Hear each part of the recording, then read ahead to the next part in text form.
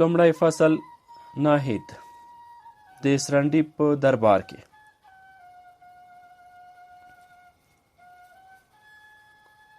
پاچا د سرنډیب په تخت ناست و. د تخت ښي او کیڼ لوري ته په اهني څوکیو څو سرداران هم د خپلو مرتبو او حیثیت په اندازه په ترتیب ناست ول. د پاچا ښي خواته لومړی او دوهمه څوکۍ کې راجکمار او د هیرام ناست و. راجکمار یو ښکلی او باعزته زلمی و. د څوکیو شاته په دوو کتارو کې څو نور منصبداران لاس په نامه ولاړ وو. خاص خدمتګار دربار ته ننوت او د رسمي آدابو له پرځای کولو وروسته یې وویل: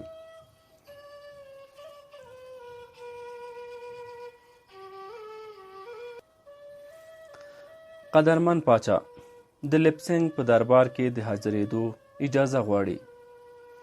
راجا په پریشانۍ پوښتنه وکړه: د لپسنګ راغی، ابوالحسن او نور ملګري یې څه شول؟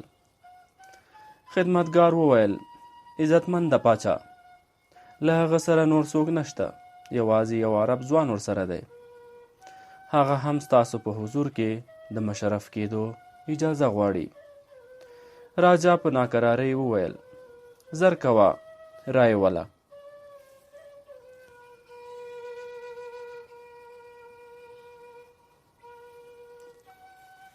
د خدمتګار له وتلو لږ ځنډ وروسته د لپسنګ له یو 22 کلن زلمي سره په دربار کې حاضر شو. د لپسنګ په لاسو کې یو د سپینو زرو پتنوس و چې په هغه کې یو طلایي ډبلی او یو خنجر و. د خنجر دسته په ګران بیه جواهرو او غمیو ښکله شوې وه. د لپسنګ له دروازې نه تر تخت پورې 3 ځایه په ملا خم شو او بیا وړاندې شو. د راجا په مخ کې پتنوس کېښود او بیرته شاته لاس په نامه ودرېد. خو د راجا ولیعهد او د دربار د نورو حاضرینو نظر په ځوان نښتی و.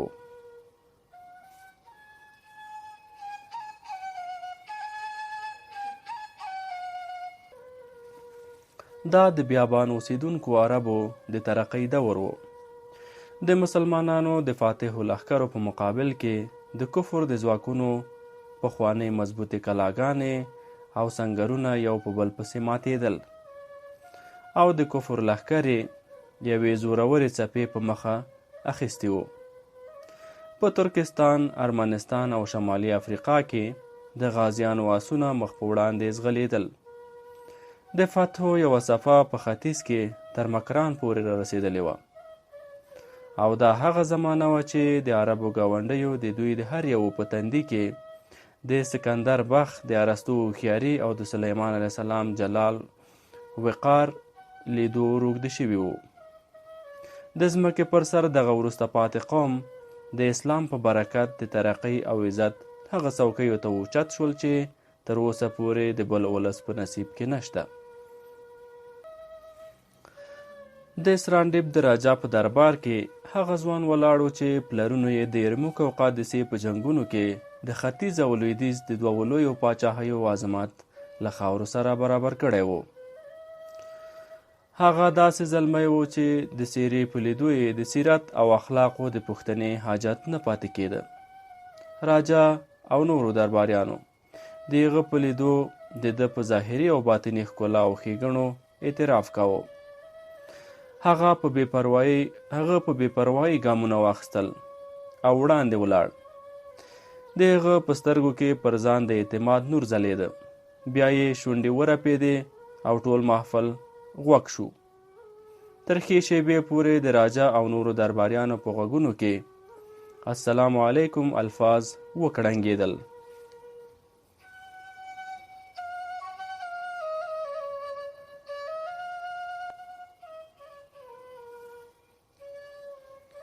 راجکمار ځوان ته لاس ورکړ او ستړي مشي ورته وویل.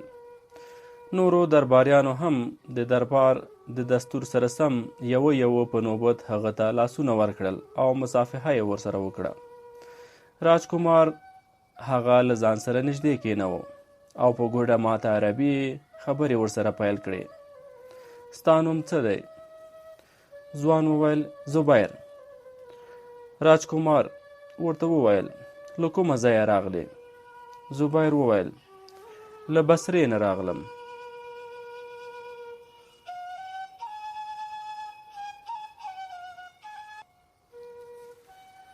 راجکمار وویل د ابوالحسن او انډیوالانو یې څه درک معلوم شو؟ زبیر وویل نه، زه ویریږم چې هغوی ته په لار کې څه مشکل نه وي پېښ شوی. د راجکمار په څېره مایوسي وغوړېده. راجا تر یو څه ځنډ دا پرېکړه نه شوه کولی چې د راجکمار په خبرو په غوسه شي او که خوښ. درباریانو د تخت پر ځای د راجکمار او عرب ځوان په لور سترګې اړولې وې او دا د راجا لپاره یوه نوې خبره وه. بالاخره یې عرب ځوان ته وویل زه ستاسو په لیدو ډېر خوښ یم. زبیر ځواب ورکړ مننه. د اسرانډۍ پاچا ته زموږ خلیفه او د عراق والي سلامونه ویل. زبیر دغه جمله نیمه په عربي او نیمه د اسرانډي په ژبه ادا کړه. راجا او شاهزاده وموسکل او د دوی د مسکا په لیدو درباریانو په زوره زوره وخندل. راجا ترې وپوښتل تا زموږ ژبه چیرته زده کړه؟ زبیر ډیلپسنګ ته وکتل او ویې ویل دی زما استاد دی. راجا او درباریانو د لومړي ځل لپاره ډیلپسنګ ته ور وکتل. راجا ورته وویل ای ډیلپا، د ابوالحسن څه درک معلوم نه شو؟ ډیلپسنګ وویل باداره، سږ کال زموږ یوه کښتۍ هم د عربو یو بندر ته نه ده رسېدلې. په بصره، مدینه، مکه او دمشق کې د هغوی یو نه یو خپلوان وو، خو ټولو وویل چې سږ کال ابوالحسن حج ته نه دی راغلی. په بیرته راستنېدو کې مې په هر بندر کې پوښتنه وکړه، خو داسې ښکاري چې د سند ساحل ته نږدې د دوی کښتۍ ته کومه پیښه شوې وي. تاسو چې د دمشق د پاچا او د عراق والي لپاره کوم سوغاتونه استولي وو هغه هم نه دي رسېدلي. بیا هم هغوی ستا نه مننه وکړه. ما د هغوی لخوا تاسو ته دغه سوغاتونه راوړي دي. په دې طلایي ډبلي کې یو غمی دی چې د دمشق پاچا تاسو ته راستولی، او دا خنجر د عراق والي راستولی. پر دې سربیره مې 8 عربي آسونه هم راوستي، 4 سپین آسونه پاچا را لیږلي او 4 مشکي آسونه د عراق والي راستولي. هغه مې هم شاوي طویلې ته ورسول. راجا ورټیټ شو، ډبله یې راوچت کړ، سر یې خلاص کړ او ځلېدونکی غمی یې ولید. بیا یې خنجر اوچت کړ او د موټې ستاینه یې وکړه. بیا یې دواړه سوغاتونه راجکمار ته ورنږدې کړل او ویې ویل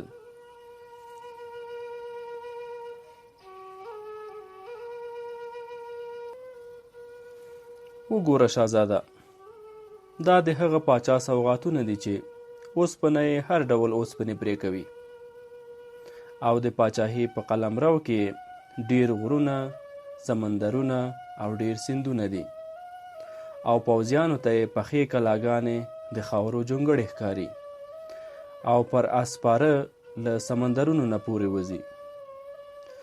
او دا خنجر ماته د عراق والي راستولی، هغه والي چې لوی لوی پاچاهان یې د نامه څخه لړزېږي. راجکمار په کوم چورت کې ډوب و. هغه دا دواړه تحفې واخیستې، په بې پروایۍ ورته وکتل او وزیر ته یې ورکړې. دغه سوغاتونه چې د اسرانډیپ راجا ته د ځمکې د سر د ټولو خزانو نه ګران بیه و، په ټول دربار کې لاس په لاس وګرځېدل او ټولو یې ډېره ستاینه وکړه. بیرته راجا ته راغلل. راجا به کله ډبلی راوچت کړ او په لاسو به یې واړو راواړو، او کله به یې خنجر په زیر زیر وکوت. بالاخره یې زبیر ته وویل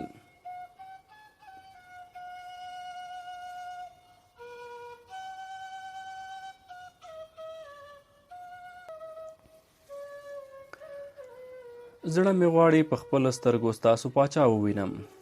زبیر وویل زموږ څوک پاچا نشته. پاچا وخندل او وی ویل ابوالحسن هم همداسې ویل چې مسلمانان څوک پاچا کوي نه. هغه بیچاره څومره ښه سړی و، د تورې یار، د وعدې پابند، د هغه لور به څومره خفه وي، او هغه عبدالرحمن او یوسف څومره شریف خلک و.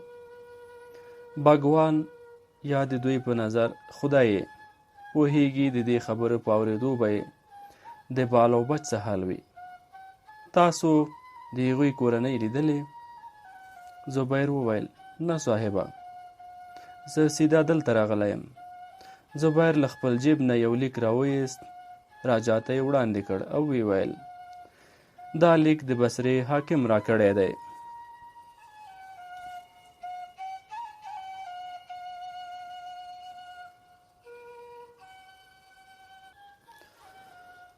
راجا ډلپسنګ ته اشاره وکړه.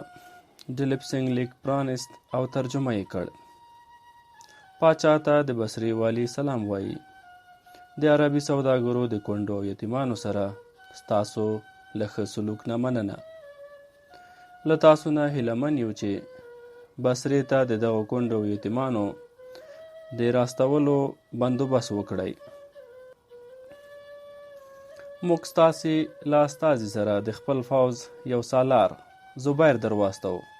هیله ده چې زر تر زره بې سرپرسته کورنۍ ورسره راواستوئ. زموږ په ګمان ابوالحسن او د هغه ملګرو ته د هندوستان په لویدیځو غاړو کې څه پېښ شوي. که معلومه شوه چې د دوی کښتۍ د سمندري ډاکوانو لخوا ډوبه شوې، نو هغوی ته به په سزا ورکولو کې ځنډ ونه شي. د لیک د مضمون له اورېدو وروسته راجا سر ښکته واچوه او تر ډېره ځنډه په څه چورتونو کې ډوب شو. زبیر راجکمار ته وکتل. د هغه په سترګو کې اوښکې وې او چت ته یې کتل. زبیر ورته وویل تاسو ډېر پریشانه یاست. داسې ښکاري چې له عربو سره زیات بلد او عادت یاست. د راجکمار په ژړغونو شونډو لرزه راغله. د اوښکو تم کولو ناکامه هڅه یې وکړه. بیا له خپلې کرسۍ نه اوچت شو او بې له دې چې څه ووایي شاته یوې کوټې ته ننوت. راجا له ابوالحسن سره د زړه له تله مینه درلوده. د هغه د مرګ خبر وړوکی غم نه و.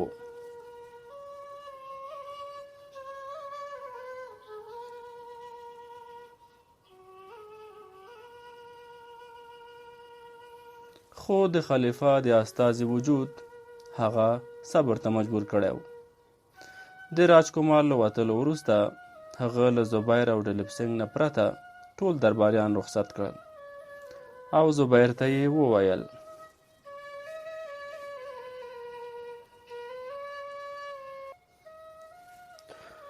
راجکمار له ابوالحسن سره ډېره مینه درلوده.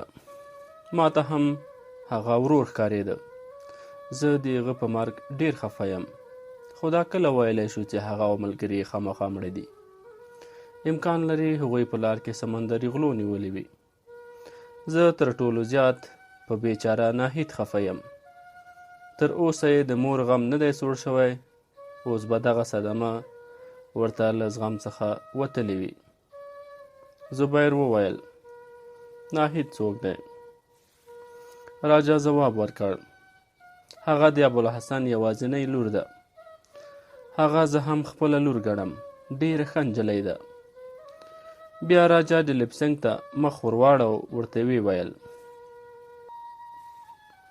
دی میلمستون ته بوځه، د آرام او خدمت بندوبست یې وکړه. زه به شهزادګۍ د هغوی د تسلي لپاره ورواستوم. زبیر وویل زه نیغ ستاسو حضور ته راغلم. تر اوسه مې هغوی نه دي لیدلي. که ستا خوښه وي یو ځل به هغوی هم وګورم. راجا وویل ډېره ښه ده.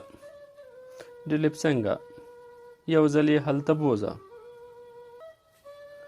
د شاهي ماڼۍ په دروازه کې زبیر او ډلپسنګ ته یو 19 کلن زلمی په مخه ورغی او د دوی په لیدو یې له دلیپسنګ سره تر ستړي مشۍ وروسته وویل: آیا رښتیا زما د پلارجان کښتۍ جدې ته نه ده رسېدلې؟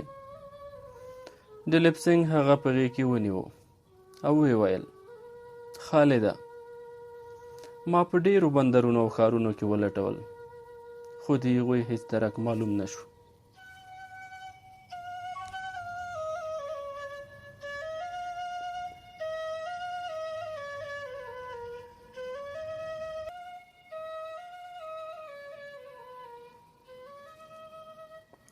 خالد وویل: زه اوس له بندر نه راغلم. د عربو څو ماڼوګانو ویل چې د دوی کښتۍ د سن په څنډو کې ډوبه شوې ده. تاسو به د یبل له حاکم نه پوښتنه نه وي کړې. ښایي څه درک یې درکړی وای. دلیپسنګ ځواب ورکړ: د سن راجا او د هغه منصبداران ډېر مغرور خلک دي. زه ویرېدم چې د یبل سردار به سم ځواب را نه کړي، ځکه ما په خپله له هغه ځای ته له ورتګ نه ډډه وکړه او د مکران د مسلمان حاکم څخه مې وغوښتل چې څوک هلته واستوي او پوښتنه یې وکړي. زه د دمشق او د بصرې د والي حجاج بن یوسف له لیدو وروسته چې بیرته مکران ته راستون شوم، د سن نه د هغوی استازي هم بیرته راغلي وو او ویل یې چې د یبل حاکم د کښتۍ په باب څه معلومات نه درلودل. خالد وویل: زه له بندر نه سیده دلته راغلم. آیا تاسو زموږ کورنیو ته خبر ورکړی دی؟ دلیپسنګ وویل: نه، موږ هم دا خبر نه دی ورکړی. زه زبیر میلمستون ته بیایم، بیا له تا سره ځم. خالد زبیر ته وکتل او ویې ویل: ستاسو میلمستیا پر موږ حق ده. راځئ له ما سره ولاړ شئ. لږ تر لږه به زموږ تور سرو ته ډاډ ورکړئ. زبیر وویل: راځئ دلیپسنګه. هغه وویل: که مناسبه ګڼئ تاسو له خالد سره ولاړ شئ، زه به ستا د ملګرو انتظام وکړم او له هغې وروسته به درشم. زبیر له خالد سره روان شو او په لاره کې یې ترې وپوښتل: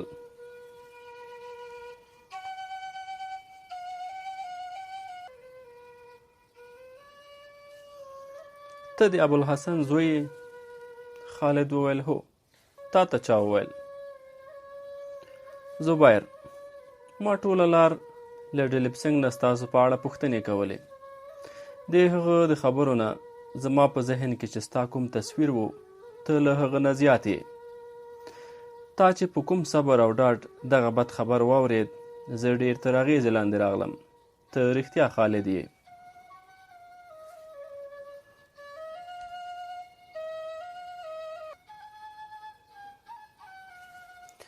د خالد په شونډو یوه غمجنه مسکا خپره شوه او ویې ویل: کله چې پلارجان د حج د سفر تکل کوو، ما ورته وویل چې له ځان سره مې بوځي.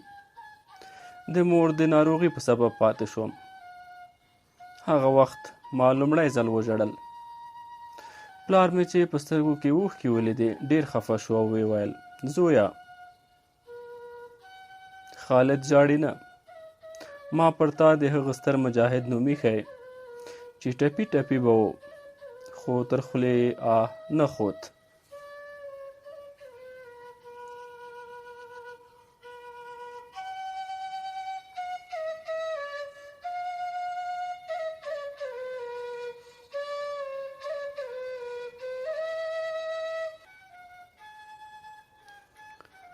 د ښار په یوه څنډه د یوه خوړ په غاړه د عربي سوداګرو هستوګن ځایونه وو. د خوړ دواړو غاړو ته د ناریال ونې ولاړې وې. لږ وړاندې خالد د ډبرو یوې کلا ته اشاره وکړه او ویې ویل: دا زموږ کور دی. په کلا کې دننه د کیلو او ناریال ګڼ باغ و.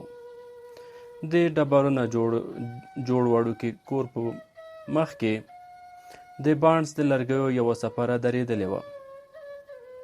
هوا نه چلیده او ډېره زیاته ګرمي وه. زبیر په خولو کې ډوب و. خالد چې د ګرمۍ زور ولید، هغه یې د کوټې پر ځای تر سپرې لاندې کېناو. زبیر د یو ونې تر څنګ کېناست.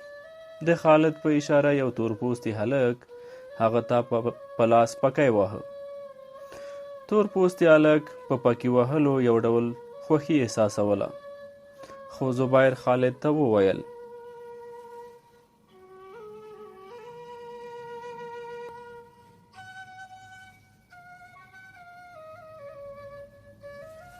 په دې ګرمي کې د ته زحمت ورکول مناسب نه دي، ورته ووایه پکی وهل پرېږدي. تورپوستي هلک په خپله په عربي ځواب ورکړ، ته زموږ میلمه یې، ما د خدمت له حق څخه مه محروموه. زبیر وویل اوهو، ته په عربي پوهیږې؟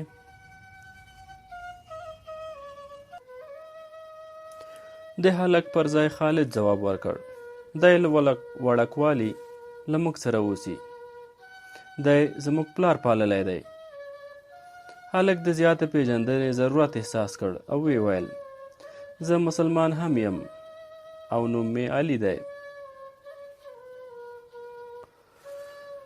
خالد د سرانډي په ژبه څه وویل.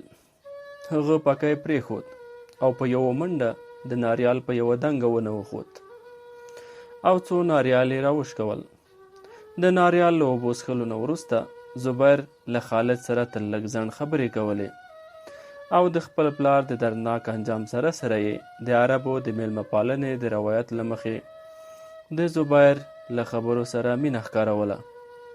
خو زبیر دا احساس کړه چې د هغه په شونډو غمجنه موسکا د آهونو او زګیرویو نه په څو واره زړه دردونکې ده. د خبرو په وخت کې خالد څو ځلې له ځایه جګ شو او د لویې دروازې په لورې وکتل. بیا یې علي ته وویل ناهید تر اوسه نه ده راغلی، ورشه رایې وله.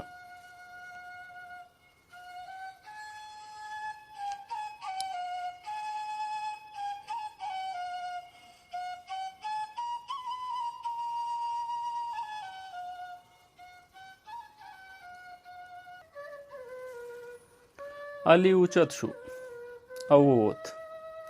خالد زبیر ته وویل د ملکې او شهزادګۍ زما له خور سره زیاته مینه ده. نن هغوی دلته راغلی وې، ناهید یې هم ورسره بوتله. هغه که دغه خبر واوري ډیره به خفه شي. تر اوسه لا د مور د مرګ په ماتم کې ده، هره ورځ د مور قبر ته ځي. بیا یې یو سوړ او سیلی وکیښ او چپ شو.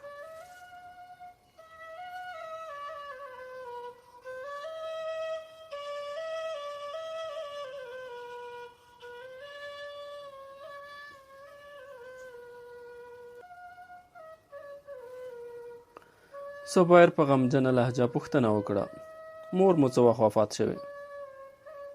خالد وویل څو میاشتې کېږي چې وفات شوه.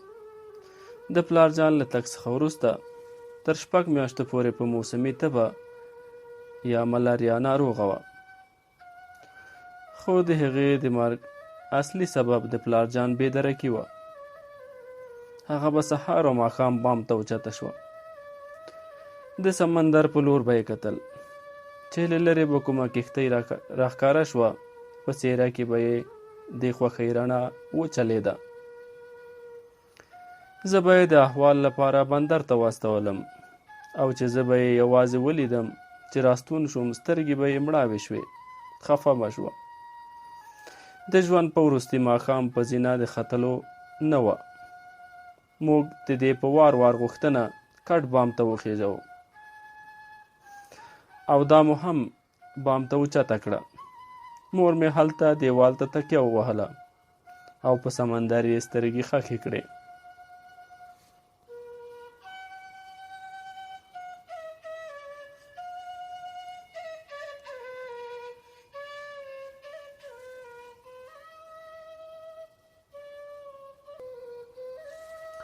له بده مرغه شام ته په هغه ورځ هیڅ کښتۍ راښکاره نه شوه. زه د ماښام په اذان له بام نه راښکته شوم او نږدې جومات ته د لمانځه لپاره ولاړم. چې بیرته راغلم دې وروسته یې سلګۍ وهلې، سترګې یې لوڅې وې او لرې په سمندر کې په کوم ټکي ګنډلې وې. ناهید راته وویل چې وروستي الفاظ یې دا وو: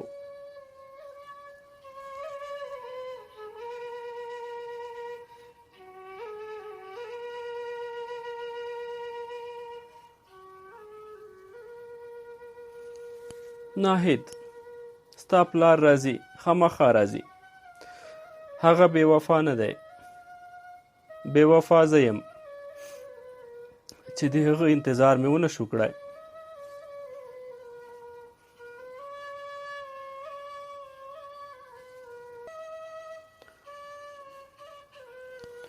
زبیر په خپل 22 کلن ژوند کې له تورو او نیزو نه پرته بل څه نه ولیدلي. هغه یو نه ویرېدونکی بیړۍ چلوونکی یا ماڼو و او یوازې له توپانونو سره په مقابله پوهېده. د هغه ژبه د خوږو او مزهدار الفاظو سره نااشنا وه. د خالد خبرو زیات تر تاثیر لاندې راوست، خو بیا هم له دې سره د ډاډینې او تسلۍ لپاره مناسب الفاظ نه و چې خالد ته یې وړاندې کړي. یوازې دومره یې وویل او چپ شو: خالده، زه ستا د مور په دردناک او ارمانجن مرګ ډېر خفه شوم. کاش له تا سره مې نه ولیدلي، او یا کاش له تا سره مې د دغه دروند ویرجن غم پیټی اوچتولی شوی. علي په منډه راغی او ویې ویل: ناهید راغله.